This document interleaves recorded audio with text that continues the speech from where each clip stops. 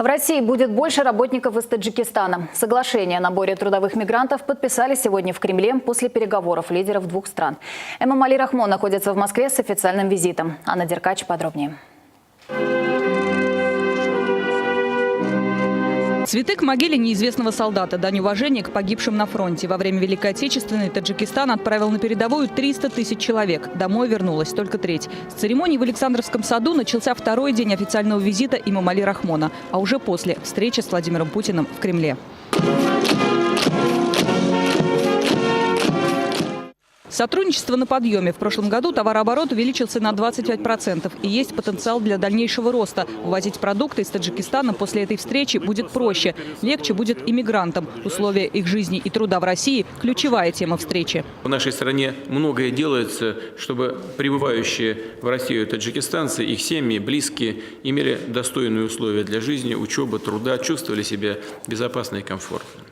Это важно, поскольку в России живут и работают порядка 1,2 миллиона граждан Таджикистана, а их денежные переводы на родину являются серьезным подспорьем для экономики страны и для семей. Таджикистанцам помогут найти в России хорошую работу. Подбор кадров будут вести организованно. Все формальности возьмет на себя работодатель. Причем в его благонадежности сомневаться не придется. Это на контроле Министерства труда. В сфере образования свои достижения. В Таджикистане построят 5 русскоязычных школ. О важности и особом положении русского языка в республике напомнил Эмомали Рахмон. У нас укрепляются позиции российского образования и русского языка. Сегодня в вузах России обучается более 20 тысяч молодежи Таджикистана. Соответствующими указами президента и постановлениями правительства установлено обязательное изучение русского языка в общеобразовательных учреждениях уже со 2 класса.